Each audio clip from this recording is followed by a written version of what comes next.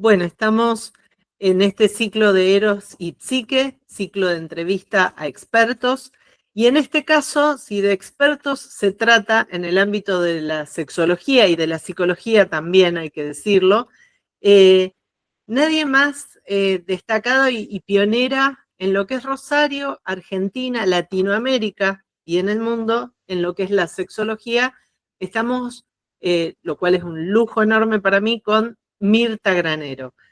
Mirta, la mayor parte de las personas te conoce, ya saben quién sos, qué haces, te conocemos largamente y vos sabés que muchas de las personas con las que he estado conversando te refieren como inspiración, como mentora, como maestra, como, bueno, el referente que has sido y sos para todos nosotros en el ámbito de la sexología.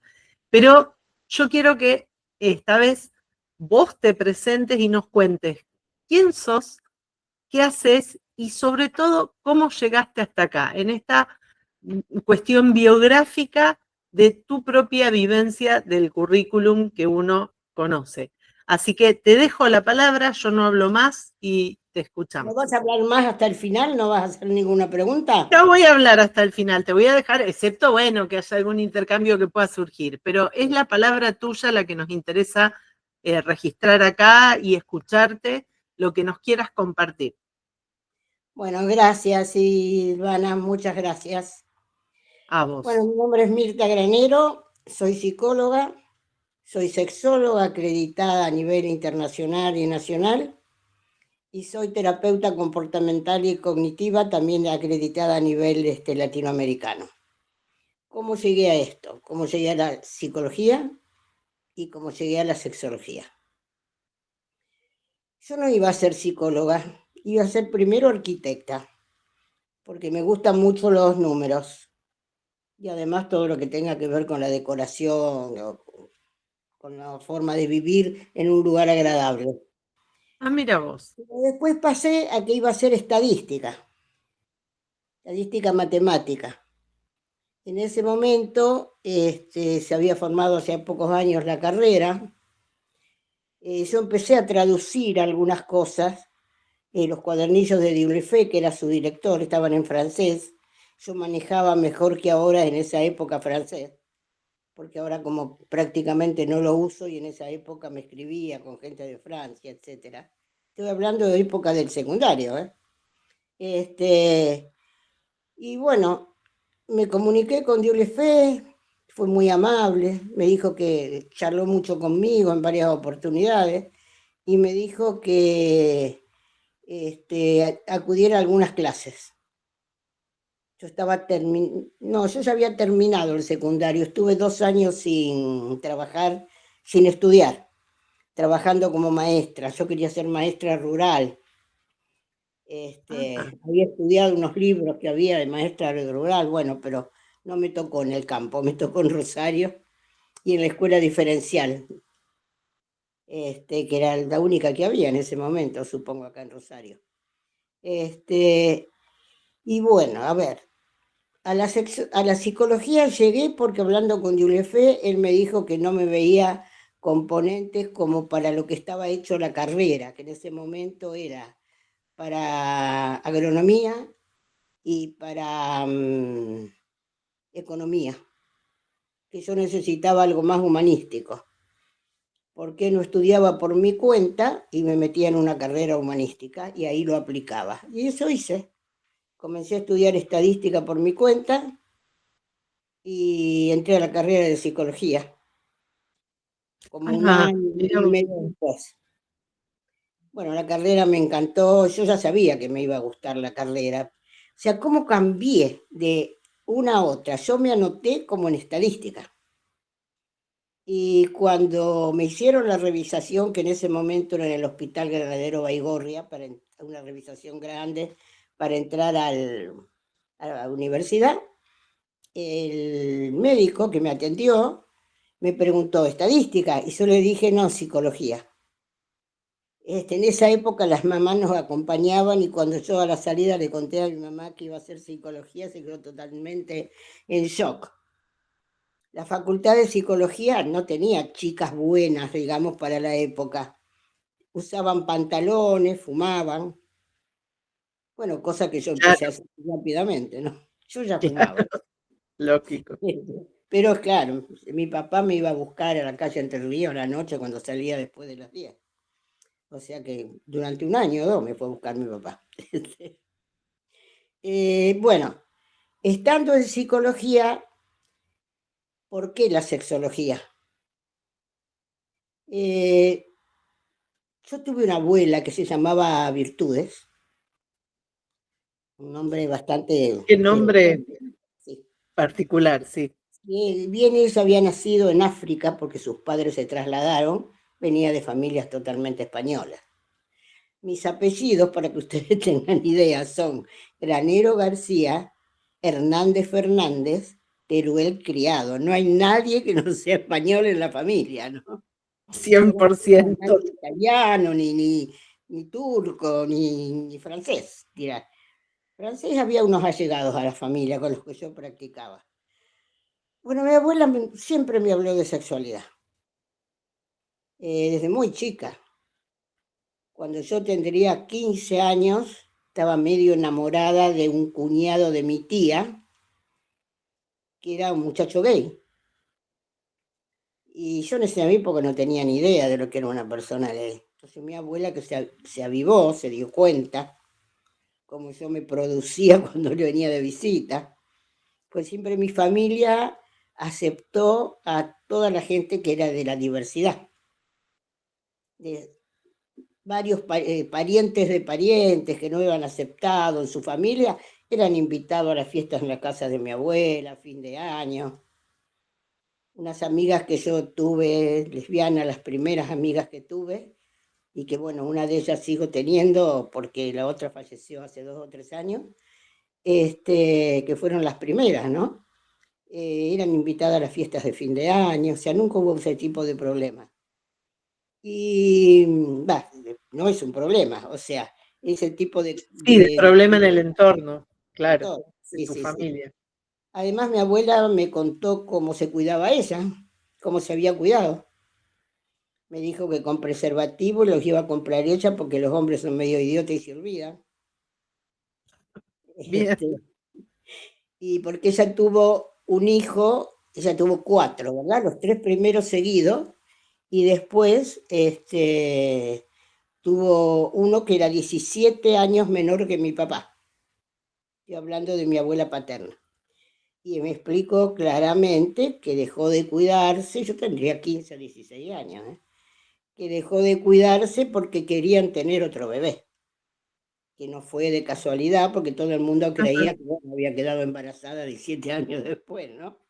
claro, Eh, claro, por la mi diferencia tío de murió tiempo. hace poquitos años, o sea, era un tío con el que fuimos con pinche, que me llevaba 10 años nada más. Bueno, y ella me explicó que era una persona homosexual.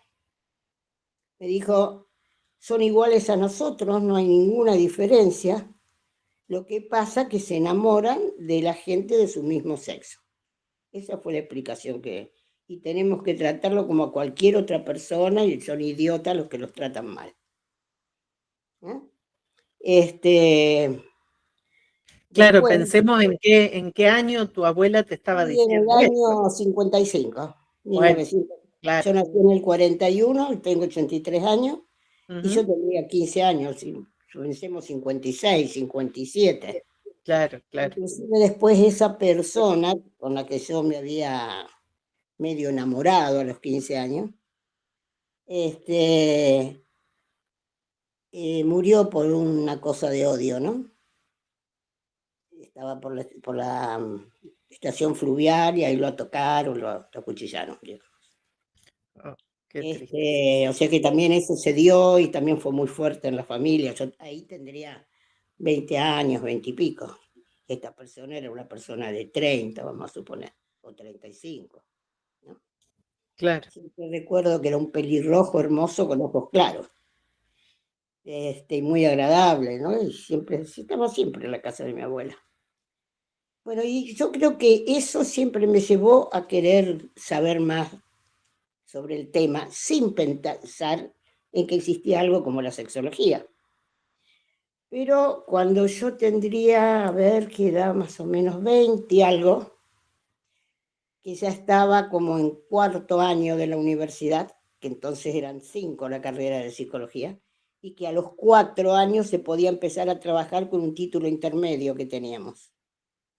En cuarto Ajá. año teníamos terminado de rendir todo cuarto. Eh, Me hice amiga de una amiga de mi hermana que vivía en la vereda de enfrente de nuestra casa.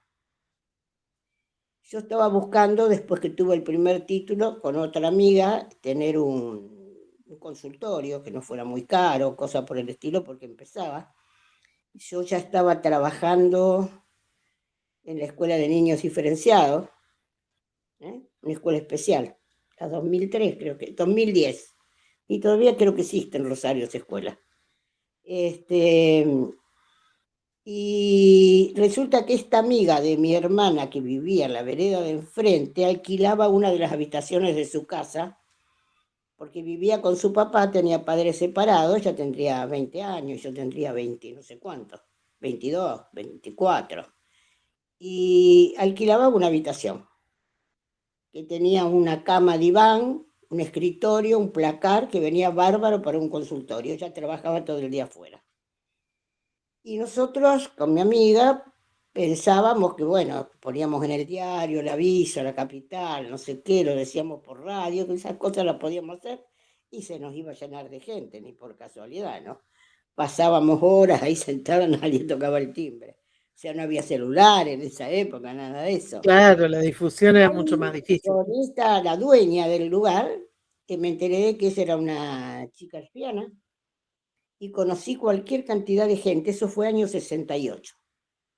Lo tengo bien claro porque ahí hice mi primera encuesta usando lo de estadística que ya sabía sobre diversidad sexual. Conocí, no sé, pero yo te diría que, no sé, tal vez 20 personas de la diversidad. Claro, y estamos hablando, repetí el año, Mirta, 68. 68. Digo porque no es lo mismo en ese contexto y en No, ese no. entonces que lo que se hace hoy, digamos, ¿no? Donde tú estás más En facilitado el por el entorno. 69, mi mamá tenía un negocio, la calle 9 de Julio, al 3400, entre Iriondo y Caferata. Ahí vivíamos. Y esta otra persona vivía en la vereda de enfrente. Y me hice amiga de otras amigas, entre las que está esta que digo que todavía la sigo viendo, ¿no? Que tiene unos años menos que yo. Eh, y me veo con muchas de ellas todavía, lógico. Muchos eran artistas, muchos eran arquitectos, había mujeres casadas, que se habían separado y estaban en pareja con mujer. Y ahí se me abrió un mundo nuevo. Y en el año 72, que yo ya estaba recibida y me acuerdo perfectamente porque tengo todavía los articulitos del diario que yo sacaba, di una charla al lado del colegio, no, el colegio no, del Círculo Médico en la calle Santa Fe, Italia, al lado. Nosotros teníamos un instituto que abarcaba varias cosas, entre ellas abarcaba distintas formas de terapia y abarcaba también las investigaciones en parapsicología. Era el Instituto Argentino Rosarino de Estudios Contemporáneos, con mi pareja, con Ricardo Muso. Ajá, Y, y ahí di una charla, sí, creo que la di, ya ni me acuerdo. Bueno, la anuncié. Se llamaba Lo que deben saber los padres de los homosexuales. Yo esperaba una cola larguísima, no fue nadie.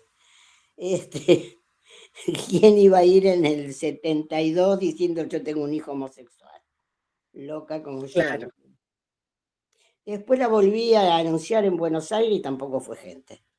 Yo pensé que acá eran todos unos discriminatorios, qué sé yo. No, no, en Buenos Aires pasó lo mismo.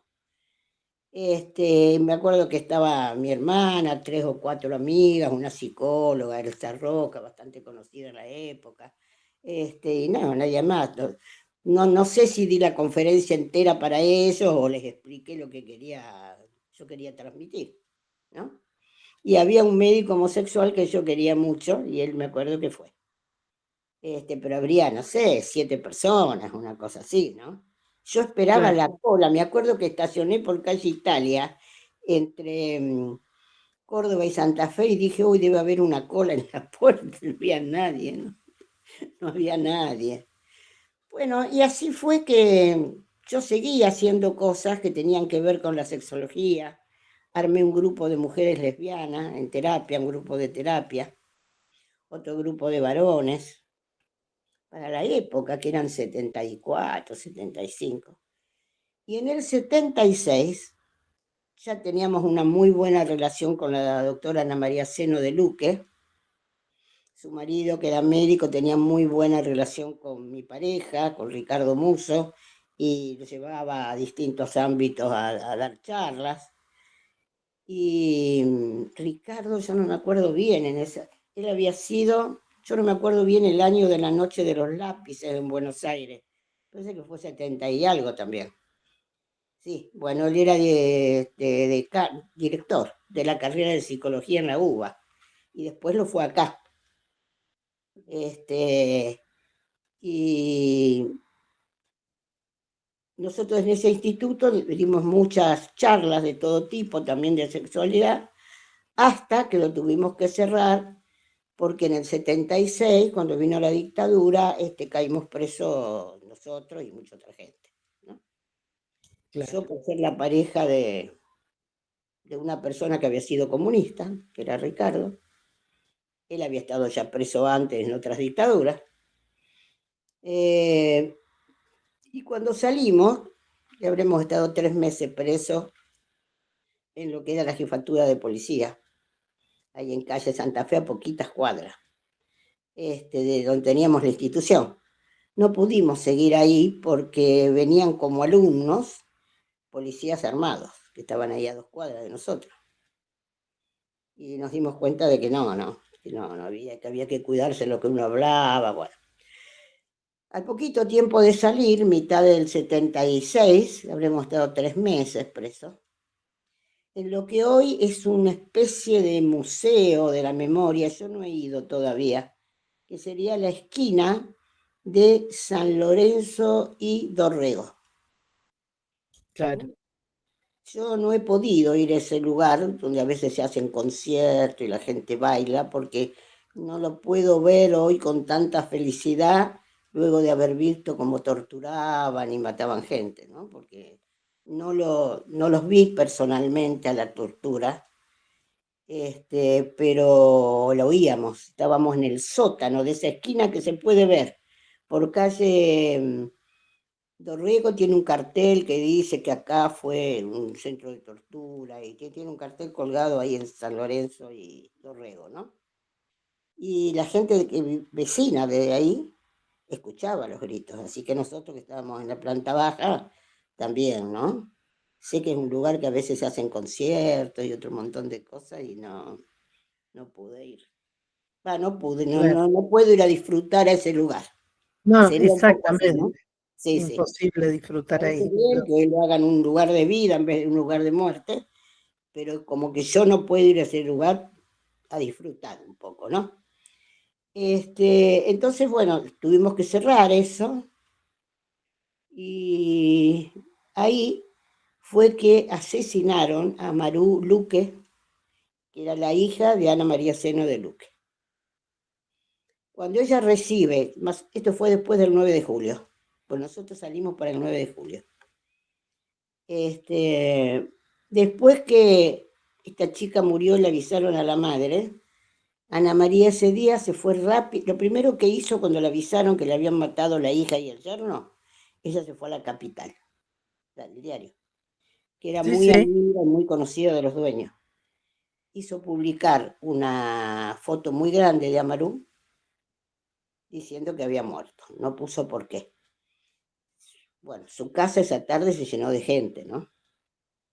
Ella tenía consultorio a la vuelta por Dorrego, no, por Moreno, entre San Lorenzo y Urquiza, casi San Lorenzo, a unos metros de donde estaba el centro de tortura.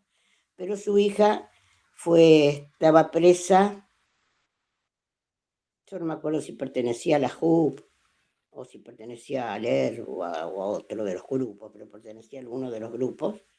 Estaba presa en Salta y la mataron en lo que hoy se conoce como Palomita, que fue un asesinato de mucha gente, y algunos de Rosario. Una compañera mía de estudio de Rosario también murió con ella. Bueno, lo hicieron pasar como que se habían ido, se habían fugado y fue un tiroteo. No, no, lo sacaron a plena noche y lo mataron. Entonces ella volvió a su casa y su casa se empezó a llenar de gente. Y ella con toda esa cantidad de gente empezaba a denunciar lo que había pasado, ¿no?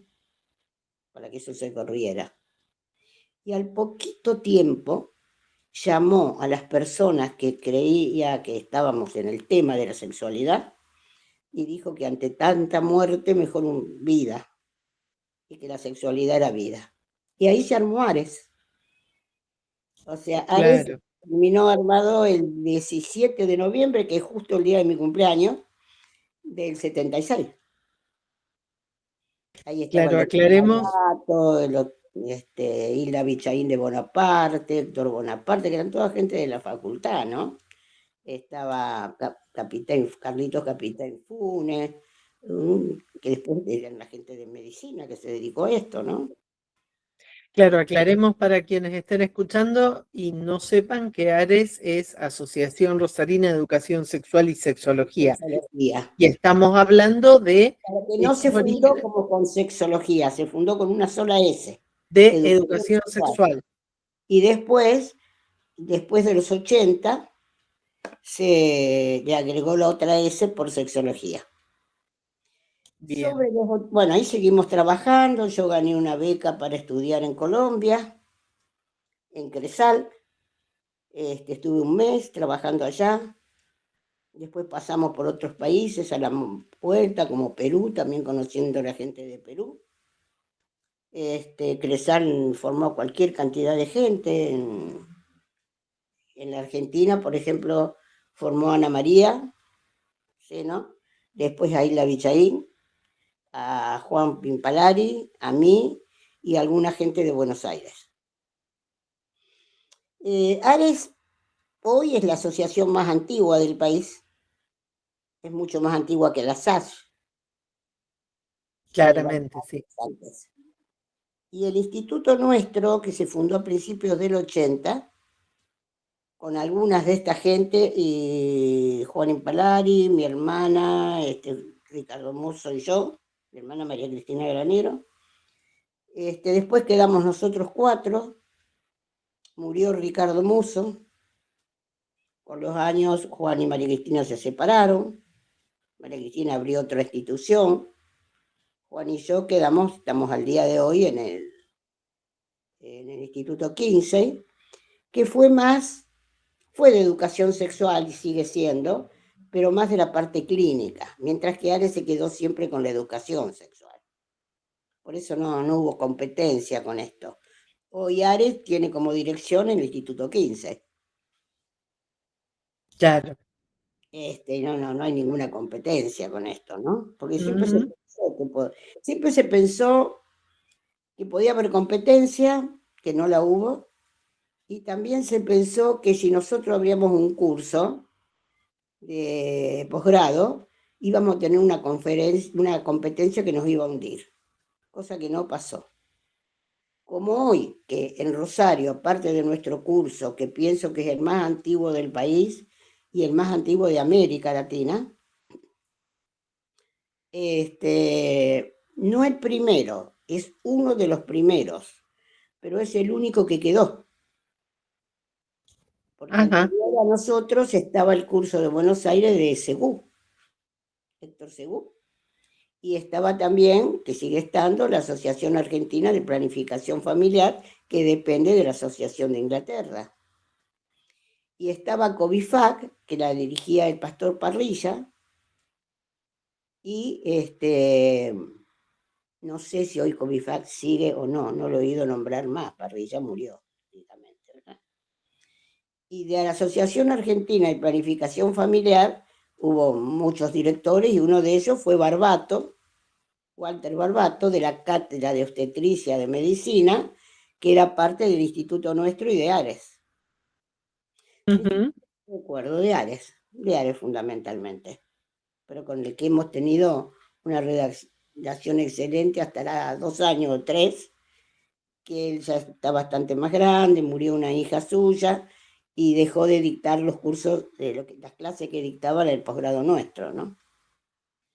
Entonces, yo creo que lo que hicimos fue expandir lo que era la sexología. Sí, Lógicamente que sí, iban a surgir claramente. algún otro instituto o que iban a surgir otros posgrados, especialidades. O sea, ahora vos tenés 2 en la universidad y todos me dicen, uy, la competencia. No, la competencia no. Algunos irán al nuestro, otros irán al tuyo, al que vos Claro, dirigís. sí, sí. Y creo que había quedado una cosa registrada de que haciendo parte del tuyo, los que se terminan en el nuestro pueden obtener el aval de la universidad, y creo que el año que viene muchos de Sí. nuestros alumnos van a estar ahí. Pues yo ya lo anuncié y están contentos. No, yo creo, o sea, nunca tuvimos miedo a la competencia. Eso no. Y bueno, y el curso nuestro ya va por la cohorte 22, 23, la que abrimos ahora para el año que viene, y debe llevar 40 años. Sí, 40 años fue hace 2 años. Bueno, a partir de ahí hemos fundado otras cosas. Por ejemplo, en ese instituto de calle Santa Fe, el de Estudios Contemporáneos, ahí habíamos formado el IPMO, eso por la década del 70, Instituto de Psicoterapias Modernas, IPMO. Ajá. Por primera vez se dictó acá terapia sistémica, terapia gestáltica y terapia comportamental, que en ese momento todavía no se decía cognitiva. Fuimos los primeros en Claro, eso. bueno, siendo, por eso digo, también pionera, por eso arrancaba la entrevista diciendo esto, ¿no? No solo uno te identifica mucho como referente y pionera en sexología, pero también en psicología y en cuanto particularmente a las terapias cognitivo-comportamentales. Pero fíjate que ese instituto que referís, con todos estos otros enfoques distintos a lo que prevaleció históricamente en la formación universitaria acá en Rosario, por lo menos, ha sido siempre fuertemente psicoanalítica, ya también era disruptivo, digamos, esto, ¿no? Yo recuerdo mismo haber sido alumna tuya en la Facultad de Psicología, cuando vos eras titular de la cátedra de metodología, y haber conocido ahí y escuchado y criticado, porque yo estuve de este lado, digamos, ¿no? De la formación psicoanalítica más hegemónica, digamos, en la facultad, y de escucharte a vos y decir, no, pero esto de lo cognitivo, de lo conductual y demás. Y después, bueno, yo terminé dedicándome a eso, ¿no? Pero digo, cómo tu discurso marcó, tanto en el ámbito académico de la facultad como desde el Instituto 15, digamos, el sendero de muchos de los que, de todos, diría, los que hoy nos dedicamos a terapias cognitivas, y que hemos tomado esa base de decir, conocer por primera vez, escuchar que hay algo diferente y que hay otras alternativas de lo que es propiamente la psicología, escucharlo de vos, digamos, ¿no? Yo creo que toda la gente de Ares, de la asociación, toda, menos Raquel Tiziani, que se formó con Kuznetsov en Buenos Aires, toda la gente, que son 40 o 50, se formó en el 15.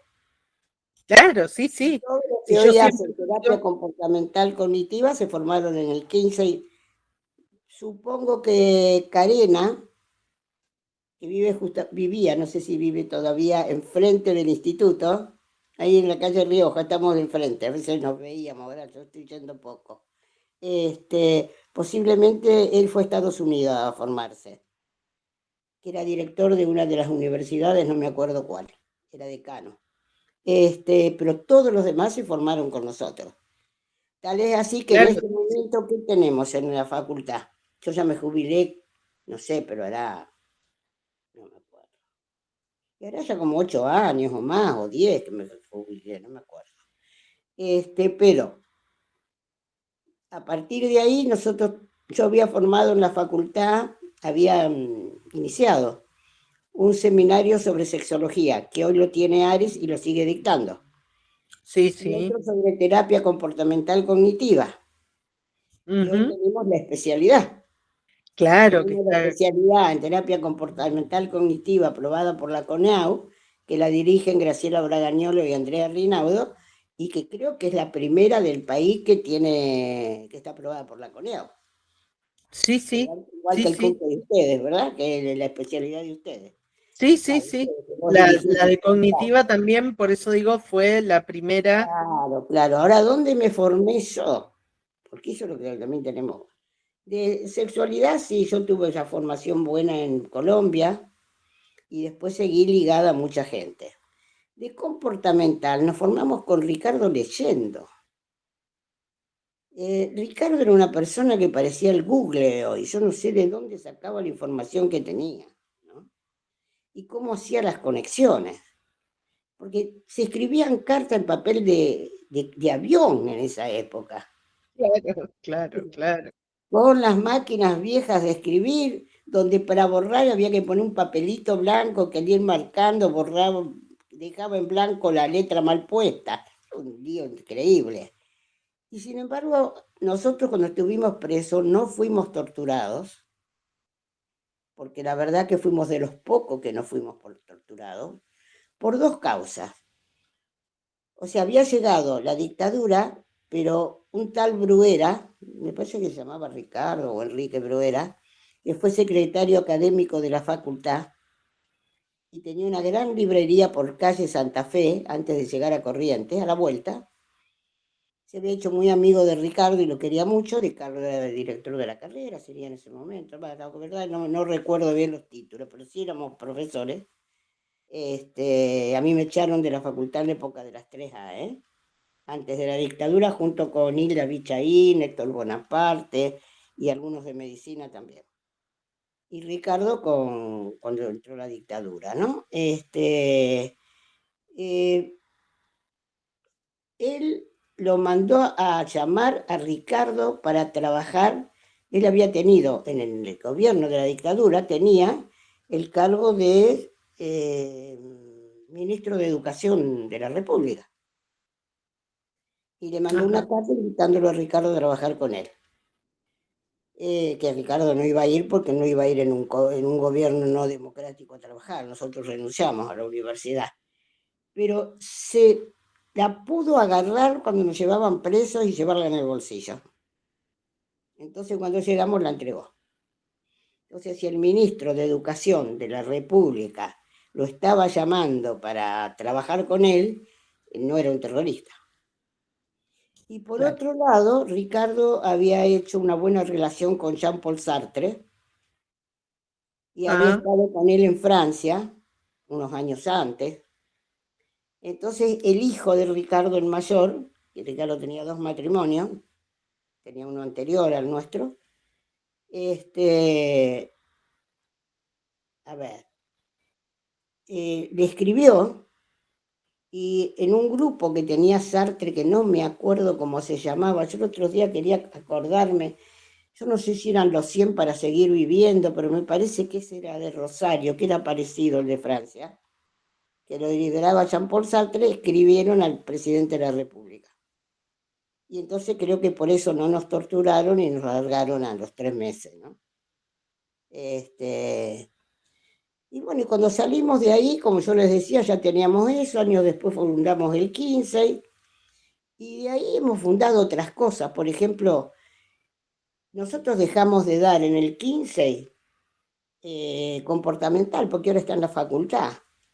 Y yo, así, con los años ya no me sentí como para dar dos posgrados. claro, un montón Así que aparte. durante muchos años teníamos un año primero y al año siguiente segundo, pero empezaba el otro primero. Claro, sí, sí, sí, yo hice los dos encadenados, Claro, los dos entonces cursos lo en que equipo. ocurría, y teníamos el de comportamental, pero es claro, en esa época Juan también era más joven, mi hermana estaba con nosotros, por ahí no había muerto Ricardo, después quedamos más solos, digamos, ¿no? Y, ¿qué puedo decirte? No hace falta hoy. Hoy lo da la universidad y desde la especialidad tenemos también el seminario de ansiedad que tuvo El seminario de ansiedad abrió su inscripción a las 12 y a las 12:10 se llenó, que tenía más del cupo, tenía que ser como 60 personas o más. Y sí, Ya no hace, y ya en la facultad algo se está dando. sí, en la materia, yo soy titular de psicopatología y neurofarmacología y yo desde que asumí puse una unidad completa sobre trastornos de ansiedad. Creo que es la primera vez que hay una materia ¿Sí? en la ¿En qué currícula año de está esa grado. carrera, Silvana? ¿Cómo? ¿En qué año está esa La materia? materia en cuarto es lo que antes era Claro, porque hay alumnos psicobiología. que vinieron al seminario y que dicen que no habían visto nada de ansiedad en la carrera. No, porque yo asumí el año pasado como titular. Ajá. Entonces, recién desde 2024, los que cursan a partir de 2024, está esa unidad de trastornos de ansiedad. En Claro, claro. la La materia es la que inscripción me antes, decían que es la primera vez que veían. Y bueno, claro, date cuenta la cantidad de años que hemos tenido que esperar para que esto se dé. Yo estoy mirando el reloj y se pasaron 40 está minutos. bien, no hay ningún problema, no hay ningún problema, es un gusto. Yo no te interrumpo porque es un placer escucharte y seguro que quienes vean la entrevista o la escuchen, también van a querer escucharte hasta el final, así que no te quise interrumpir, no importa el tiempo Bueno, a programado. ver, ¿qué hemos hecho después como para cerrar? Hemos trabajado en esto a nivel nacional, a nivel internacional, yo dicto cursos en otros países, y en este momento no nos da para trabajar tanto, con la edad que tenemos, para trabajar tantos sábados, por eso hacemos el curso cada 2 años, ¿no? Está bien. Bueno, yo Sí, te han diría hecho que seguimos en esto. también el curso de psicodiagnóstico, yo lo he hecho en el El Instituto curso de 15. psicodiagnóstico, muchos Sí. cursos. ¿Sí?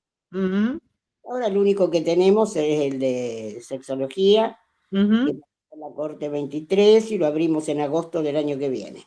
Que no va a entorpecer el que tienen ustedes, porque ustedes lo abren en agosto de este año. Claro, sí, sí. ¿No? Y además Entonces, porque son propuestas distintas y que se pueden complementar, como vos bien decís. sí, sí, sí. Ujú. Así que excelente.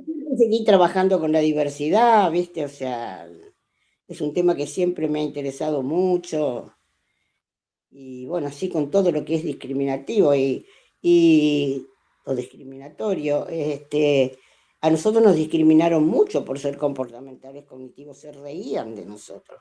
Sí, soy testigo de eso, Yo sí, recuerdo sí. un día que Graciela sacó, teníamos cualquier cantidad de alumnos, yo les hablaba de esta especialidad en España, que la habíamos querido hacer, no sé, no acuerdo si era tipo doctorado, con Alberto Estefan y Alicia Betría, pero casi todos los libros eran en inglés. Entonces, hasta que nosotros que no manejábamos tan duchamente el inglés, sí, yo puedo entender y puedo hacer algo, pero no para estudiar todo un doctorado o una especialidad. Y yo lo estaba contando y uno de los alumnos burlándose dice, ay, qué lindo esto que usted nos dice, dice, nosotros no sabíamos que en España ahora se habla inglés. O sea, burlándose, ¿no? Yo me acuerdo que Graciela Claro. le dijo, venga para acá y lo sacó, y yo estaba esperando el ruido de una cachetada, lógico que Graciela no se lo dio, ¿no? Este, pero A Graciela me ver, daba miedo. Pero sí, sí, sí, era la burla continua, sí. sí. Bueno, no sé Bueno, qué más querés que te cuente. Me sigue gustando la sexología, me sigue gustando la terapia comportamental cognitiva, estoy dictando clases en la especialidad, en los dos seminarios. Y bueno, por ahí tengo consultas, menos cantidad porque ya estaría fuera de la ley. Sí, sí, sí, lo digo abiertamente, porque con la claro, jubilación que te da ya. el arte de curar, que no Sí, vive nadie. Bueno, entonces creo que el que pone las normas está cumpliendo más anomias si no pone las posibilidades de que la norma se cumpla, ¿no? Es como cuando claro, no te permiten estacionar en la vereda, en un lugar donde no hay ningún lugar para guardar el auto. exactamente, Bueno, donde cuando no hay se pasaba, no alternativa. veía. Bueno, acá es lo mismo, más o menos, ¿no? Sí. Pero digamos, sigo trabajando no porque necesite a nivel económico, no, yo podría vivir sin trabajar, pero me sigue gustando. No sé qué haría si no trabajo, Silvana. Y sí, además porque la gente también te debe seguir requiriendo y bueno. Bueno, yo te agradezco infinitamente todo este tiempo y la generosidad de compartir toda esta cuestión biográfica tuya con quienes estén escuchando esto. Y te voy a pedir, lo último que te pido, y ya te libero, no te robo más tiempo, alguna recomendación, idea, algo que quieras al que está escuchando decir, bueno, para la vida o para lo que fuere, lo que libremente, lo que vos quieras aconsejar para la... Que pienso que lo más importante que tenemos es la vida. Sin vida no hacemos nada. Y dentro de la vida lo más importante que tenemos es el tiempo que nos demos. Y en la sexualidad nos tenemos que dar tiempo. Y aunque sean relaciones ocasionales, yo considero que tiene que haber amor hasta en las relaciones ocasionales. Porque con una persona que nos está brindando su cuerpo y nos está haciendo gozar o lo que sea, no podemos maltratarla, tenemos que tratarla muy bien, con cariño, aunque sea por una noche, aunque sea por un rato nada más, ¿verdad? Y que a las Exacto. parejas que hoy por la vida loca en que se vive, mira, yo voy a sacar una pequeña reunión con unos amigos para juntar 5 personas en un día hoy. 5 personas, un día, un horario, ¿no? Cuando nosotros nos juntábamos por años, todos los miércoles de 8 a 12 de la noche, de 20 a 24. Y bueno, hoy no se puede eso, ¿no? Entonces en las parejas hay una gran desconexión erótica y afectiva. Entonces yo Ajá. creo que los sexólogos tenemos que trabajar en esto, ver cómo esa pareja, si tiene posiciones, probabilidad de reconectarse, y que aprendan a tener lo que yo le llamo sed de piel. O sea, no todo tiene que ser genital. O sea, el abrazo con el otro, el dormir casi sin ropa, porque hay gente que le falta el sobre todo nada más para ir a la cama. Que Cierto. familia se ponen camiseta, 2 pares de media, pijama, un gorro se pone una para no tener frío en la cabeza. Claro, sí, así hay muy poco contacto de piel con su pareja, ¿no? Claro, el contacto de la piel con la piel. Yo digo que cuando aprenden a tener sed de piel, la pareja sigue adelante y sigue bien. Y a veces que vienen parejas Magnífico. jóvenes con difusión del deseo, que vos le preguntás, ¿salen solos? Sí, sí, salimos todos los domingos. ¿Dónde van? Al parque a llevar los chicos. No, eso no es solo. Este, ¿Pueden ir a tomar un café? Y no, no, porque no sé qué tenemos que llevar al pibe, no sé a qué, la nena no sé a dónde. Hay muy poco contacto, ¿no? Entonces, bueno, creo que tenemos que trabajar mucho en esto. En el amor, en las relaciones sexuales, aunque sea por 2 horas, hasta pagando sexo. Esa Sí, mujer sí, que la cuando paga el amorosidad. sexo merece sentir algo de ternura, ¿no? Y si quieren saber lo que es la ternura, no solo que estudien lo que es la ternura, que hay mucho material sobre eso, sino que vean los retratos de Osvaldo Goyasamín, que es el pintor de Ecuador, que tiene pintado varios cuadros de la ternura. Yo tengo uno acá colgado, acá nomás tengo uno colgado. Ah, Este, bien, bien. Gracias por el dato también. sí. Bueno, muchísimas gracias, Mirta. Hermoso lo que dijiste, me parece que es un mensaje muy valioso y muy necesario hoy en día. Así que gracias por el mensaje también y bueno, y por toda esta entrevista, que es un placer enorme y un lujo tenerte acá, así que infinitamente agradecida.